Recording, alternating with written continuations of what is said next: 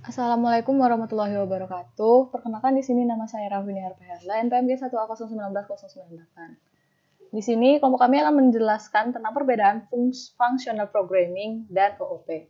Sebelumnya, apa sih functional programming itu? Jadi, functional programming adalah paradigma pemrograman gaya yang membangun struktur dan elemen pada program komputer, yang menyuguhkan komputasi sebagai evaluasi fungsi matematika dan menghindari perubahan-perubahan atau keadaan dan data yang bisa berubah, menurut Wikipedia. Nah, dengan kata lain, pemrograman fungsional adalah tentang bagaimana cara meneruskan data dari satu fungsi ke fungsi lainnya untuk mendapatkan hasil yang dikehendaki. Dalam functional programming, fungsi diperlakukan sebagai data, artinya dapat menggunakan sebagai parameter, mengembalikannya, membangun fungsi dari fungsi lain, dan membangun fungsi khusus. Selanjutnya, apa sih Object Oriented Programming itu? Jadi, OOP adalah paradigma pemrograman berdasarkan konsep objek yang dapat berisi data dalam bentuk bidang, sering dikenal sebagai atribut, dan kode dalam bentuk prosedur, sering dikenal sebagai metode. Bahasa pemrograman OOP meliputi C++ dan sebagainya. Selanjutnya, dalam kata lain, pada OOP semua adalah objek. Misalnya, objek bisa berupa seseorang. Orang itu akan punya nama atau properti dari objek dan akan tahu bagaimana cara ia berjalan, yaitu metode. Metode atau metode dalam OOP dapat dianggap sebagai prosedur pada PP. Tetapi di sini metode menjadi milik objek tertentu. Aspek penting lain dari OOP adalah kelas atau kelas.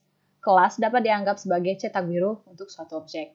Selanjutnya, apa aja sih perbedaan functional programming dan OOP?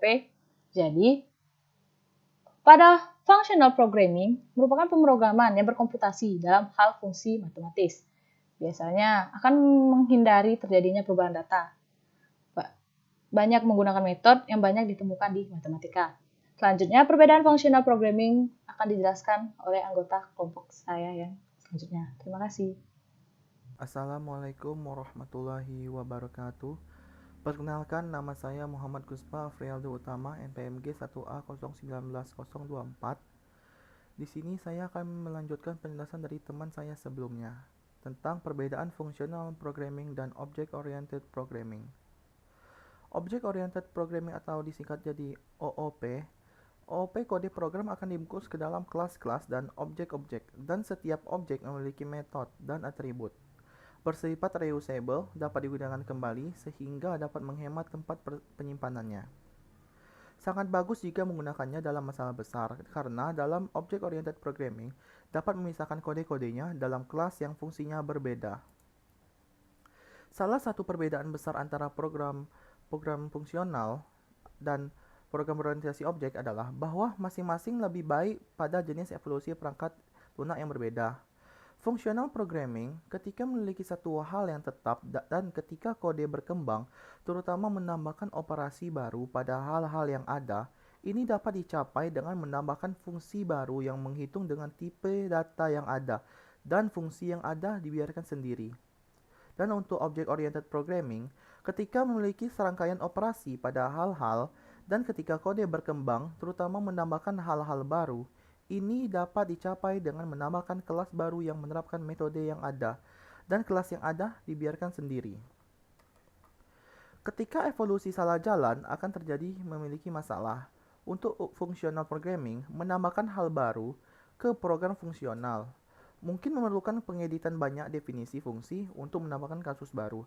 Sedangkan untuk object-oriented programming, menambahkan operasi baru ke program berorientasi objek mungkin memerlukan pengeditan banyak definisi kelas untuk menambahkan metode baru. Baiklah, sekian dari penjelasan saya. Jika ada kesalahan saya mohon maaf. Saya akhiri.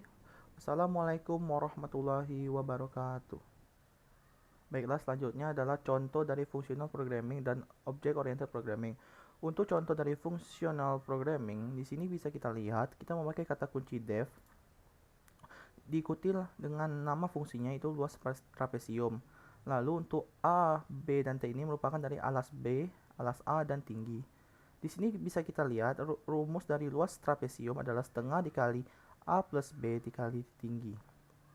Kemudian kita masukkan print luas trapesium, maka akan keluar luas trapesium dengan alas A sama dengan 7, alas B sama dengan 5, dan tingginya adalah 14. Untuk selanjutnya, contoh object programming adalah sebagai berikut. Kita memakai kata kunci kelas dengan diikuti dengan fungsi luas trapesium, def, luas, alas A, alas B, dan tinggi. Kemudian kita memasukkan rumus dari trapesium tersebut, maka akan keluar dengan luas trapesium dengan panjang 7, lebar 5, dan tinggi 14 adalah sebagai berikut. Terima kasih. Wassalamualaikum warahmatullahi wabarakatuh.